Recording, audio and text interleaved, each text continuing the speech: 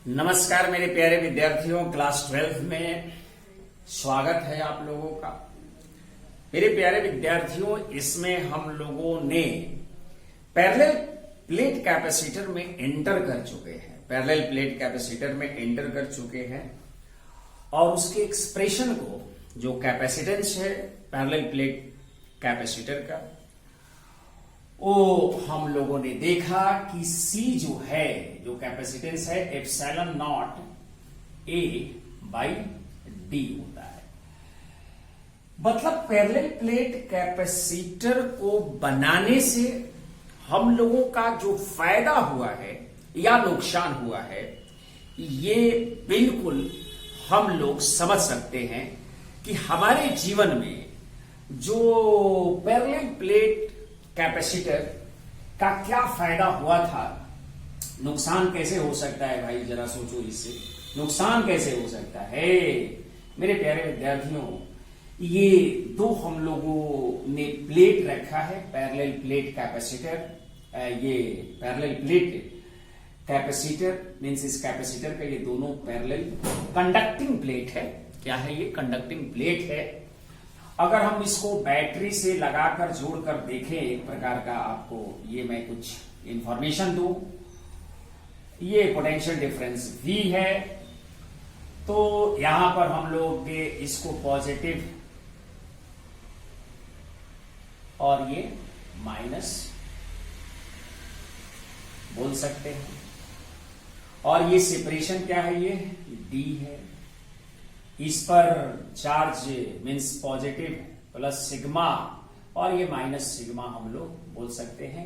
ये A है। ये जो प्लेट का जो डायमेंशन है, जो प्लेट का एरिया है, जो लिनियर डायमेंशन है प्लेट का, ये इसका कंपेयर ये इनफाइनाइटली प्लेट के जैसा क्यों बिहेव करता है? क्योंकि ये जो लेंथ है, ये जो सेपरेशन है बेटा, D जो है, D को हम लोग क्योंकि एरिया से कंपेयर कर रहे हैं, तो हम लोगों ने इसको ऐसे समझते हैं कि D स्क्वायर जो है, D स्क्वायर इसका ये मच मच मच क्या है? लेस देन इसके जो प्लेट के डायमेंशन का D स्क्वायर का जो वैल्यूज है वो काफी छोटा होता है इस प्लेट के डायमेंशन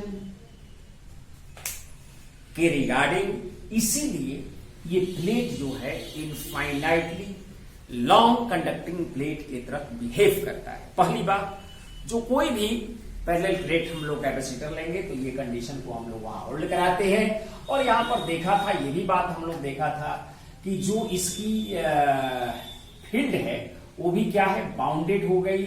और एनर्जी भी क्या हो गई? बाउंडेड हो गई। मीन्स इलेक्ट्रिक फील्ड में ही एनर्जी होती है। तो ये चीजें, तो इसकी फायदा है मेरे प्यारे विद्यार्थियों, इसकी फायदा है C बराबर epsilon naught A by D से। ये हम लोगों ने पैरेलल प्लेट कैपेसिटर में समझेंगे ये चीजें जो है। हमने कल एक एनसीईआरटी का जो एग्जाम्पल था उसमें भी देखा कि 1 फेरेड बनाने के लिए, मेरे प्यारे विद्यार्थियों, 1 फेरेड को यहां पर दिखलाया था कि इसको 1 फेरेड होने के लिए जो डायमेंशन है, अगर 1 सेंटीमीटर के लेंथ पर अगर उसको हम रख रहे हैं, 1 सेंटीमीटर के सेपरेशन पर रख रहे हैं उस प्लेट को, तो जो इसका लिनियर जो डायमेंशन होना चाहिए वो कितना होना चाहिए? आपने देखा था कि लगभग लेंथ और ब्रेथ 30 किलोमीटर के आसपास जो एनसीईआरटी में निकला था, अबाउट बोला था, मतलब 10⁹ मीटर स्क्वायर। मेरे प्यारे विद्यार्थियों, which is the plate about 30 kilometre in length and breadth, 30 kilometre length है एंड ब्रेथ। अब समझिए 30 किलोमीटर कितना लंबा होता है, उतना लंबाई का, उतना चौड़ाई का। अगर हम लोग कोई कंडक्टिंग प्लेट लेते हैं और 1 सेंटीमीटर के सेपरेशन पर रखते हैं तो ऑब्वियस है कि वो इनफाइनाइटली लॉन्ग जैसा बिहेव होगा। वो प्लेट जो है इनफाइनाइटली लॉन्ग हो जाता है। और इसमें जो कहानी है कि भाई epsilon naught A by D, ये जो पैरेलल प्लेट कैपेसिटर का कैपेसिटेंस हुआ, उसमें जो एरिया है वो स्क्वायर भी हो सकता है, रेक्टेंगल भी शेप का हो सकता है, या सर्कल डिस्क वगैरह टाइप का जो प्लेट है उस तरह से भी मतलब कि हम लोग पैरेलल प्लेट कैपेसिटर बना सकते हैं। मतलब कि आप ऐसे समझो कि इस तरह का भी प्लेट अगर बहुत इसका एरिया ए मतलब जो भी पाई आर स्क्वायर जो भी रख लें इसको, इसका रेडियस आर कर लें, इसका भी रेडियस क्या होगा उतना ही होगा बेटा। डायमेंशनली अगर प्लेट का देखा जाए तो इक्वल एरिया हम लोग पैरेलल प्लेट में, और ये सेपरेशन जो है डी, अब कंपेयर एरिया से कर रहे हैं इसलिए हम लोग डी स्क्वायर इसमें बोल देते हैं। डी स्क्वायर का जो कम वैल्यू है वो काफी छोटा होना चाहिए, ये तब जाकर वो इनफाइनाइटली लॉन्ग की तरह बिहेव करता है, और वो हमारा अरेंजमेंट और जो सेटअप होता है वो पैरेलल प्लेट कैपेसिटर के तहत काम करने लगता है। बिल्कुल सर, बिल्कुल ये बातें हमने बताया कि पैरेलल प्लेट कैपेसिटर की लाभ एनर्जी को कन्फाइंड करना। फील्ड कन्फाइंड होने का मतलब ही होता है बेटा कि एनर्जी जो है वो कन्फाइंड रीजन में आ गया। जो बिखरी हुई अवस्था में एनर्जी पहले मिलती थी उसको हम लोग एक कन्फाइंड कर लिया, और जैसे जैसे हमको जरूरत पड़ती है इलेक्ट्रिकल अप्लायंसेस में, ये हमारा डिवाइस जो है उसको एनर्जी को थ्रो करते रहता है और जो रिक्वायरमेंट्स है उसको फुलफिल करता है। बहुत मैंने इस चीज पर चर्चा कर दिया था, इसलिए हम लोग आगे बढ़ेंगे। अब हम लोग मेरे प्यारे विद्यार्थियों एक सवाल करते हैं कि अगर प्लेट का मैं बता दो कि अगर खूब अच्छा से पढ़ा जाए, सवाल के साथ पढ़ा जाए तो 7 से 8 घंटे कैपेसिटर को पढ़ा जा सकता है। तो सवाल में भी मैंने 1-2 लेक्चर सवाल पर बहुत हो सकता है, मैंने 6 घंटा के आसपास से समझ लीजिए कि थ्योरीज और रिलेटेड उससे कॉन्सेप्ट सिखाया जा सकता है इसमें, जिससे जेईई में या नीट लेवल पर किसी भी तरह के सवाल पूछा जाएगा तो आप उसे कर लोगे। अच्छा सर, बिल्कुल सर, बातें जो कह रहे हैं वो समझ में आ रही है। मेरे प्यारे विद्यार्थियों मान लो एक एग्जाम्पल हम लेते हैं कि एक पैरेलल प्लेट है, ये मान लो प्लेट है, एक पैरेलल ये प्लेट हुआ, दूसरा प्लेट आप ऐसे बना सकते हो।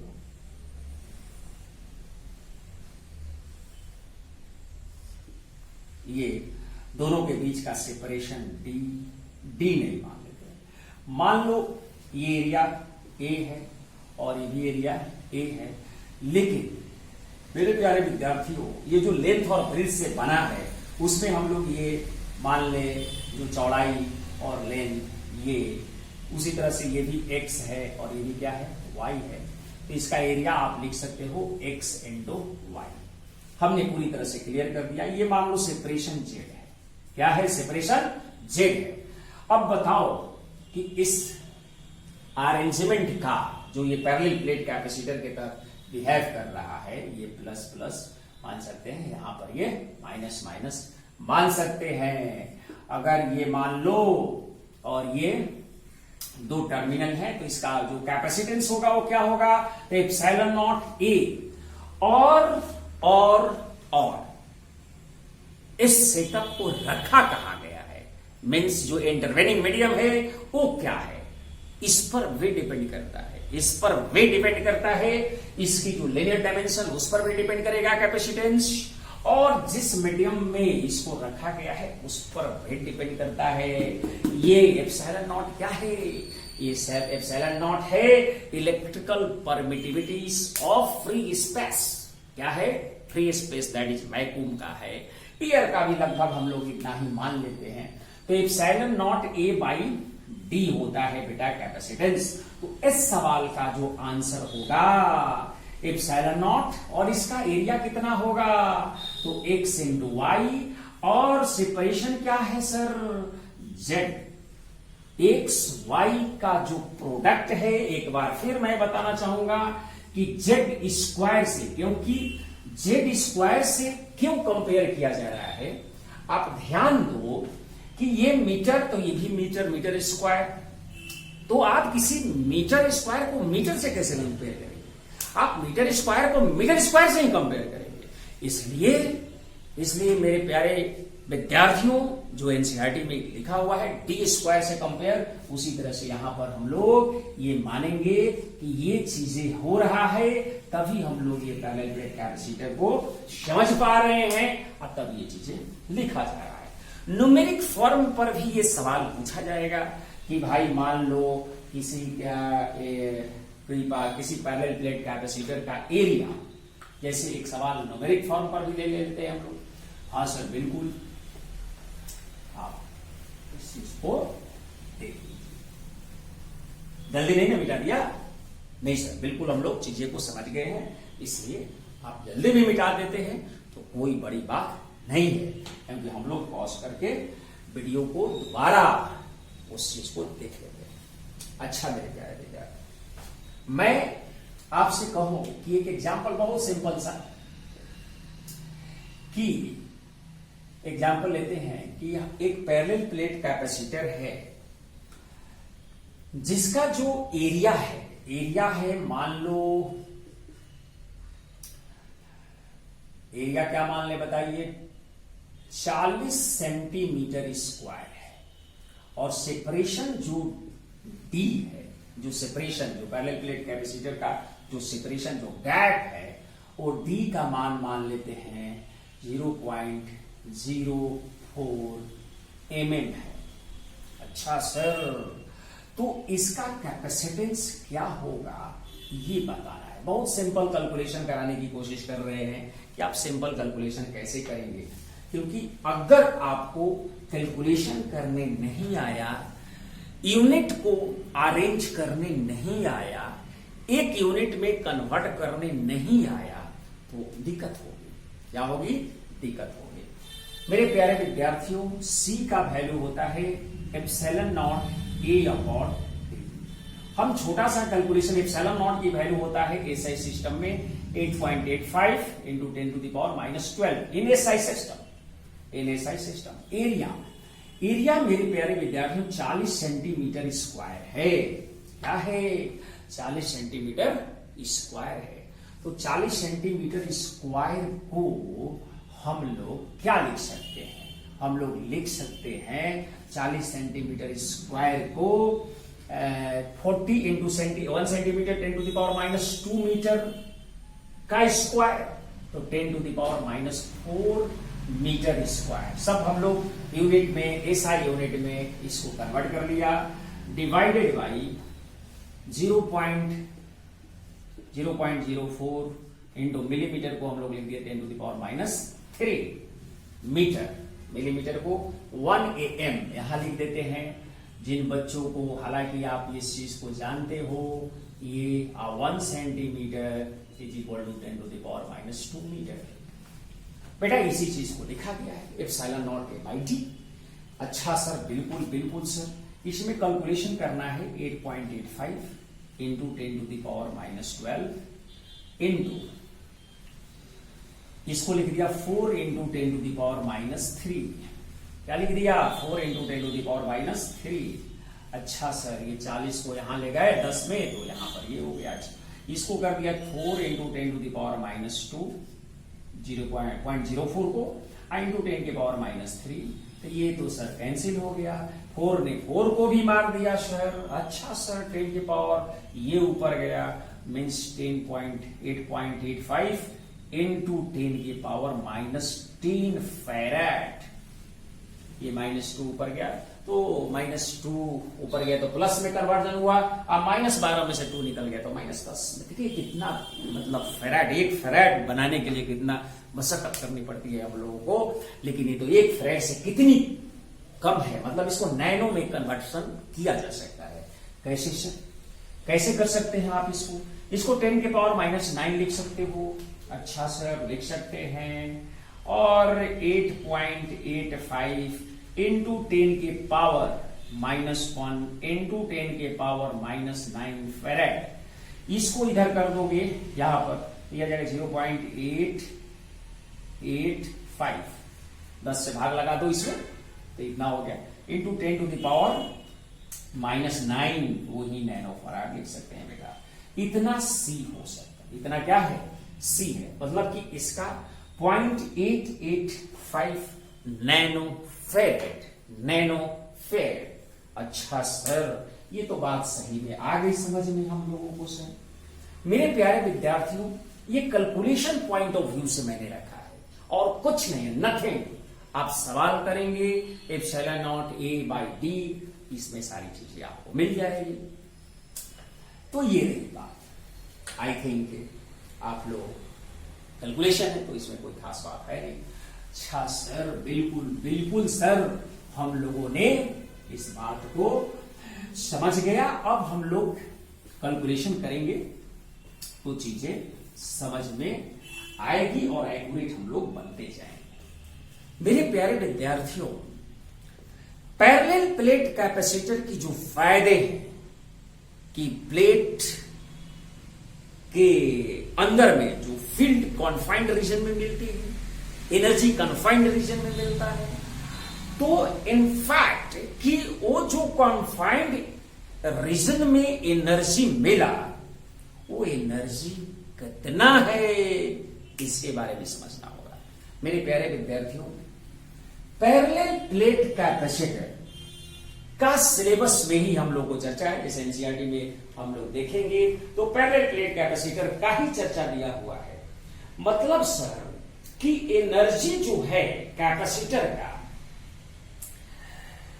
जो कन्फाइंड रीजन में मिल गया है और किसी भी इलेक्ट्रिकल अप्लायंसेस में वो एनर्जी थ्रो करता है, क्योंकि एसी में भी लगा हुआ है तो स्टोर करता है, वो स्टोरेज डिवाइस है एनर्जी का, और वो बल्क मात्रा में एक देगा एसी को भी, तो एसी स्टार्ट तो ले लेगा, स्टार्ट हो जाता है और इसके बाद तो वो स्मूथ हो जाता है।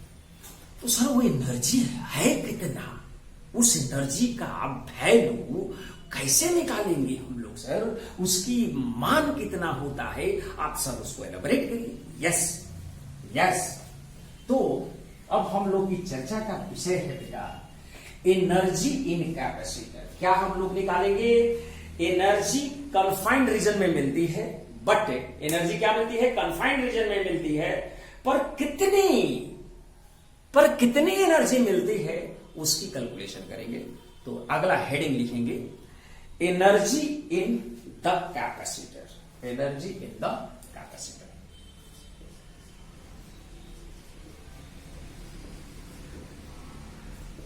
Energy in the capacitor.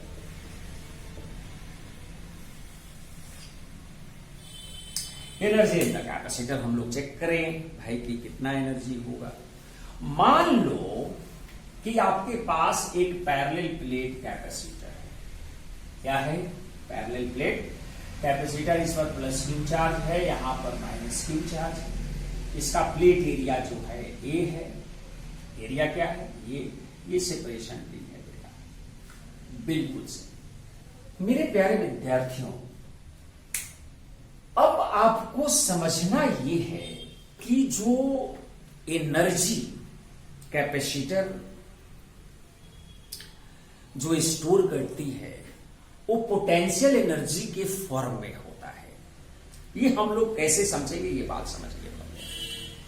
क्योंकि कहीं ना कहीं जो work done by external agent है वही चेंज इन पोटेंशियल एनर्जी को डिफाइन करता है। बिल्कुल सर।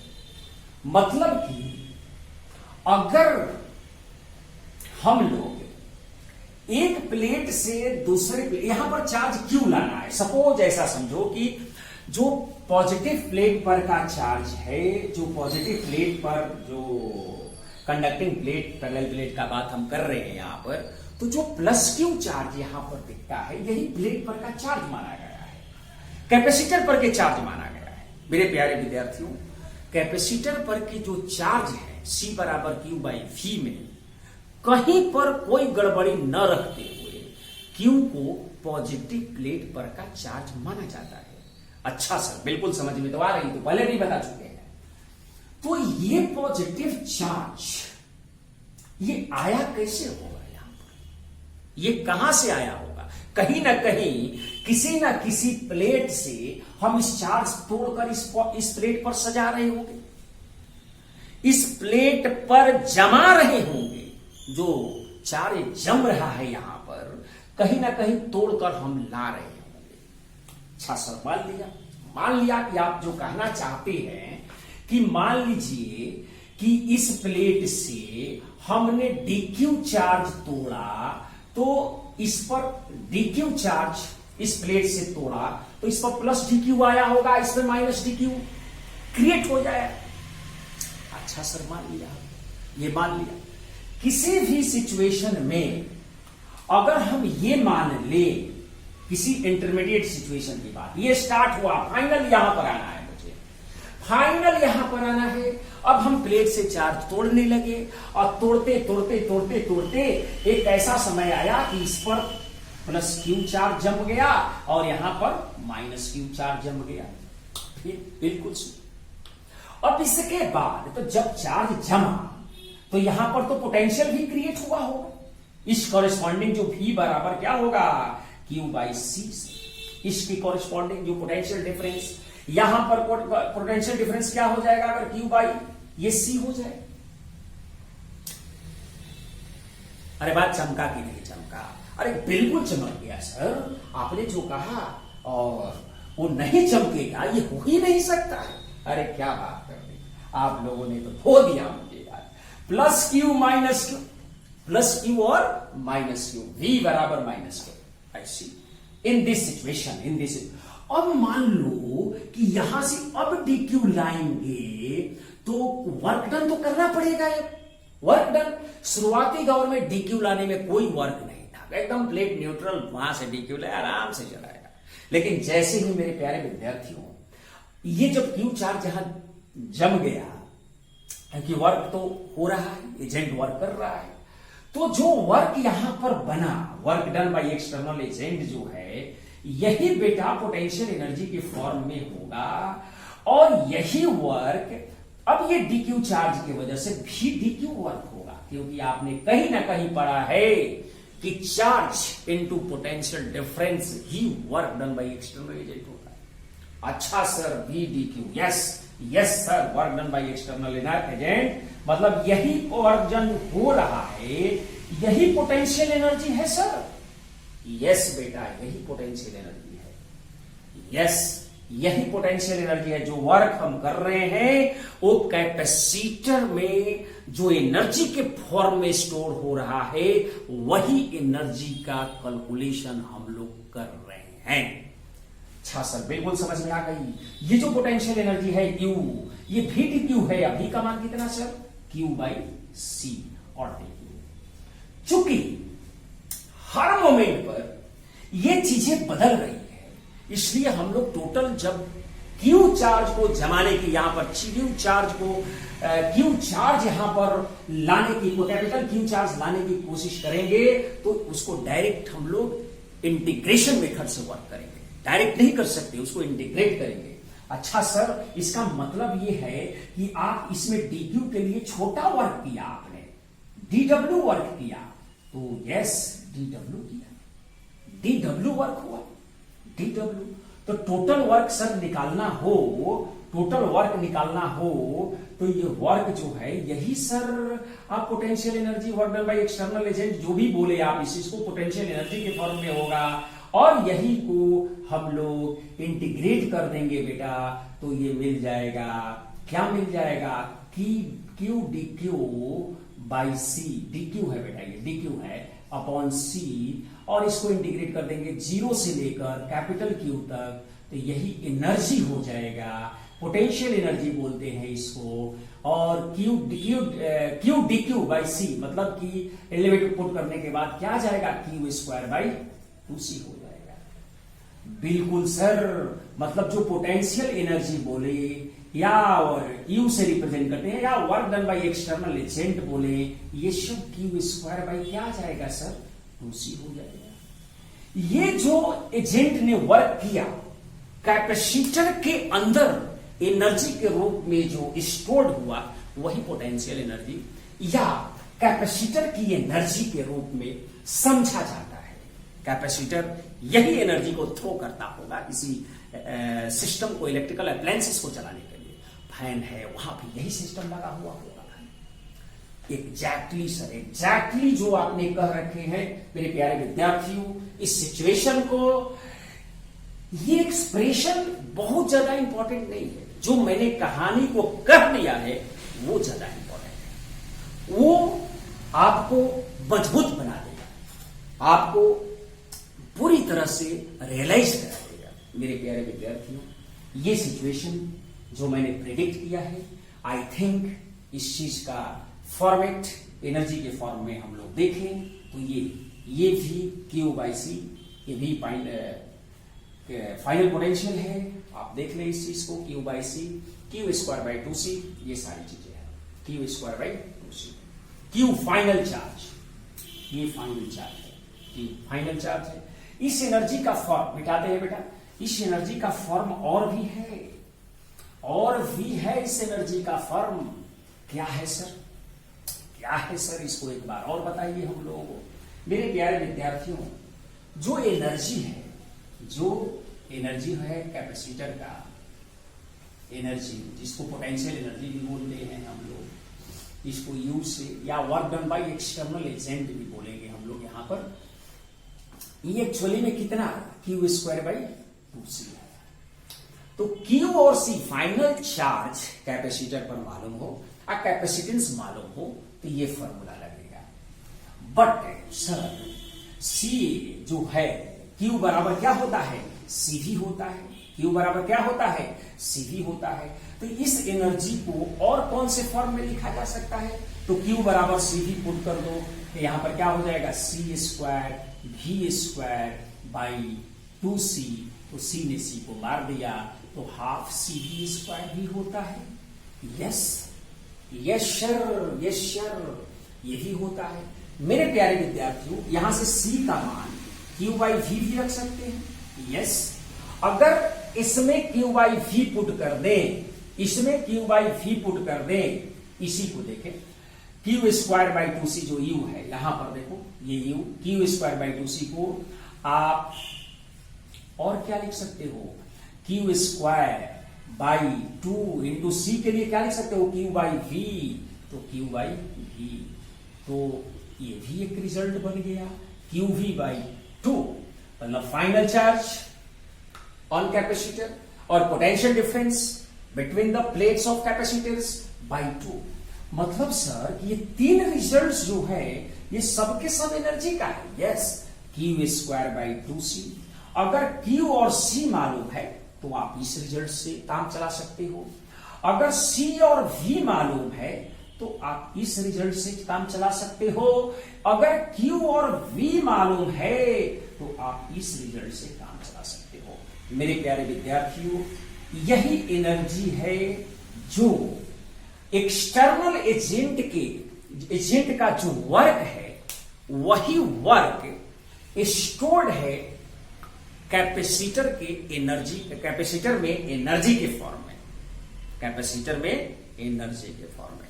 आई थिंक हमने जो आपको बताने की कोशिश किया है वो बिल्कुल आपको समझ में आया होगा। हाँ सर, बिल्कुल समझ में आया है। मेरे प्यारे विद्यार्थियों, ये तो हुई एक सिंपल सी आइडिया जिसका हम लोग एनर्जी का एक्सप्रेशन, अगर ये भी मैं मानूं कि C बराबर जो हमने पढ़ाया कि पैरेलल प्लेट कैपेसिटर में एप्सिलॉन नॉट 8/T जो है, ये बेटा सीबीएसई बोर्ड में भी जो 12th वाले बच्चे हैं उनके लिए भी बहुत ज्यादा पैरेलल प्लेट कैपेसिटर का एक्सप्रेशन का डेरिवेशन पूछता है, एनर्जी का एक्सप्रेशन पूछता है, तो आप ऐसे निकाल सकते हैं। हम लोगों को जेई और नीट लेवल पर इससे सवाल बनेंगे, इससे क्या होंगे, सवाल बनेंगे, तो हम लोग सवाल को करने की कोशिश करेंगे। इसमें और कुछ चीजें हैं जो मैं आपको बताने की कोशिश करूंगा यहां पर।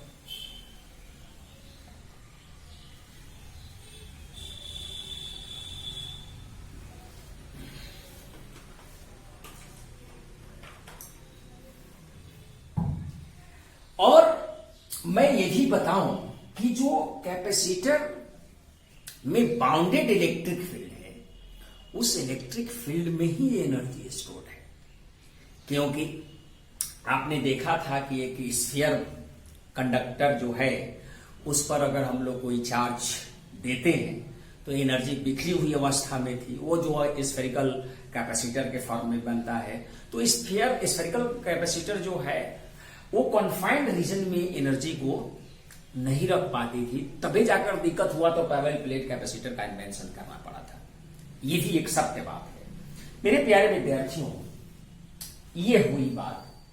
अब हम लोग जो एनर्जी है ये एनर्जी जो है इलेक्ट्रिक फील्ड के फॉर्म में स्टोर्ड है। एनर्जी जो है ये किसके फॉर्म में है स्टोर्ड है? इलेक्ट्रिक फील्ड के फॉर्म में स्टोर्ड है और बाउंड भी है। और क्या है? बाउंड भी है। अच्छा सर, बिल्कुल हम चीजें को समझ गए सर। मेरे प्यारे विद्यार्थियों, अब आप जरा समझो, ये चीजें समझ में आ गई तो जो एनर्जी है हाफ CV स्क्वायर बोले चाहे Q स्क्वायर बाई 2C बोले, ये आप समझें कि जो एनर्जी है half CV square energy parallel plate capacitor में, आप देख ले थोड़ा सा इसको और आगे हम लोग बढ़ा दें। इसका मान लो प्लेट एरिया A है। क्या है? प्लेट एरिया A है। एरिया तो समान ही होता है पैरेलल प्लेट कैपेसिटर में। ये प्लस Q चार्ज, ये माइनस Q चार्ज, ये प्लेट के अंदर की चार्ज है बेटा। इधर इनर सरफेस पर का चार्ज होता है ये, इधर तो चार्ज 0 मानते हैं हम लोग। मानते हैं मतलब सेम चार्ज जब रहेगा, तो मैंने बताया था कल आप लोगों को। ये सेपरेशन क्या है? एनर्जी जो है बेटा इसी फॉर्म में हम लोग मानते हैं। यूनिफॉर्म फील्ड, क्योंकि ये इनफाइनाइटली लॉन्ग नहीं होता तो यूनिफॉर्म फील्ड नहीं बनता, ये भी सत्य बात है। अच्छा सर, मेरे प्यारे विद्यार्थियों, जो एनर्जी है E बराबर हाफ CV स्क्वायर और इलेक्ट्रिक फील्ड E जो है हम लोग जानते हैं कि सिग्मा बाई एप्सिलॉन नॉट होता है। इलेक्ट्रिक फील्ड जो किधर होता है? पॉजिटिव टू नेगेटिव प्लेट होता है। मेरे प्यारे विद्यार्थियों, जो V है वो क्या है? E इंटू T है। आप ध्यान दीजिएगा किस कन्फाइंड रीजन्स की बात जो हो रही है वो कैसे हो रही है। एनर्जी U, एनर्जी जो है U मान लेते हैं, इसे U मान लिया। अच्छा सर, बिल्कुल। तो हाफ C और V का मान क्या लिख सकते हैं? E into D। बिल्कुल सर। तो E square into D square, E square into D square. बिल्कुल सर, ये बातें तो समझ में आ रही है। और ध्यान दिया जाए कि U जो है, जो एनर्जी है हाफ, और C का मान क्या होता है बेटा? तो epsilon naught A by B होता है। पैरेलल प्लेट कैपेसिटर में epsilon naught A by D होता है। अच्छा सर, E की वैल्यू कितना लिख सकते हैं? तो sigma by epsilon naught, sigma by epsilon not होता है सर। अच्छा, ये बात ठीक है sir. Sigma by epsilon not का होल स्क्वायर कर दिया सर हमने इसको। क्या कर दिया? C बराबर, देखिए मैंने जो फॉर्मूला है हाफ CV स्क्वायर, V को लिख दिया E इंटू D, E को लिख दिया सिग्मा बाई एप्सिलॉन नॉट का होल स्क्वायर, इसको लिख दिया D स्क्वायर। बिल्कुल सर, ठीक है। अब देखो U जो है वो क्या मिल गया? हाफ एप्सिलॉन नॉट A और ये क्या है? D into sigma square by epsilon not square I into D square. मेरे प्यारे विद्यार्थियों, ये D ने D को क्या कर दिया? मार दिया। और अगर सब कुछ सही चल रहा है, सब कुछ क्या चल रहा है? सही चल रहा है, तो एप्सिलॉन नॉट से एप्सिलॉन नॉट भी क्या हो गया? क्या हो गया? बताओ क्या हो गया? तो आप एप्सिलॉन नॉट से एक एप्सिलॉन नॉट को काट दिया, तो U की वैल्यू जो है वो क्या मिला? एनर्जी की वैल्यू हम लोग ढूंढ रहे हैं। तो A इंटू डी और sigma square by 2 epsilon naught, sigma square by 2 epsilon naught into AD क्या है भाई? एरिया इंटू ये सेपरेशन क्या है? वॉल्यूम है। तो जो एनर्जी है you sigma square by 2 epsilon not into volume है, ये क्या है, वॉल्यूम है। तो U by volume, U by जो वॉल्यूम है इसी को एनर्जी डेंसिटी बोलते हैं। क्या बोलते हैं इसको, एनर्जी डेंसिटी। अरे मेरे प्यारे विद्यार्थियों, आपने इसका नाम जरूर सुना होगा, sigma square by 2 epsilon not. अगर हम लोग E की सुने, E की वैल्यू जो यहां पर हम लोग इस फॉर्म में लिखा, और एक अनदर फॉर्म जो है बहुत ज्यादा, ये एनर्जी डेंसिटी की value, energy by volume, energy density, E energy जो डेंसिटी है, एनर्जी डेंसिटी है सिग्मा, सिग्मा की वैल्यू मेरे प्यारे विद्यार्थियों एप्सिलॉन नॉट E लिख सकते हैं। सिग्मा की वैल्यू क्या लिख सकते हैं, epsilon not E। Epsilon not E का, एप्सिलॉन नॉट E का, ये एप्सिलॉन नॉट हुआ, ये E सिग्मा की जगह पर लिख दिया स्क्वायर बाई 2 एप्सिलॉन नॉट। आपने ये बहुत एग्जाम में देखा होगा, ये sigma square E square by 2 epsilon not, तो एक एप्सिलॉन नॉट कट गया, तो एनर्जी डेंसिटी जो हुआ मतलब U बाई जो वॉल्यूम हुआ, ये देखो half epsilon not E square, half epsilon not E square. मतलब ये भी एनर्जी डेंसिटी कई बार एग्जाम में ये पाया भी है कि half epsilon not E square का आप डायमेंशन बताओ, तो एनर्जी बाई वॉल्यूम का डायमेंशन बनाते हैं हम लोग। मेरे प्यारे विद्यार्थियों, sigma square by 2 epsilon not also be expressed और स्ट्रेस भी बोलते हैं हम लोग, इसको धीरे धीरे चर्चा के विषय में हम लोग लेंगे। आज के लेक्चर में हम लोग इतना ही तक बात कर रहे हैं, क्योंकि अगले लेक्चर में हम लोग ये मानकर चल रहे हैं बेटा कि अगर 6-7 घंटे अगर कैपेसिटर को पढ़ा जाए तो जो सवाल जेई लेवल पर या नेट लेवल पर पूछे जाएंगे वो आप श्योर कर लेंगे जब आप घर पर अच्छी तरीके से मेहनत कर रहे हैं। सवाल को बनाइएगा तभी होगा। हम लोग और 1-2 लेक्चर के बाद ज्यादा अच्छे सवाल पर आ जाएंगे, जो सवाल जेई में पूछे गए हैं उस पर भी आ जाएंगे। आज के लेक्चर में बेटा इतना ही। बिना पढ़े कुछ नहीं होने वाला है।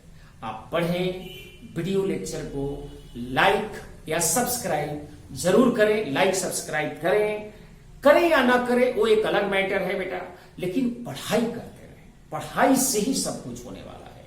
आज के लेक्चर में इतना ही। थैंक यू, धन्यवाद।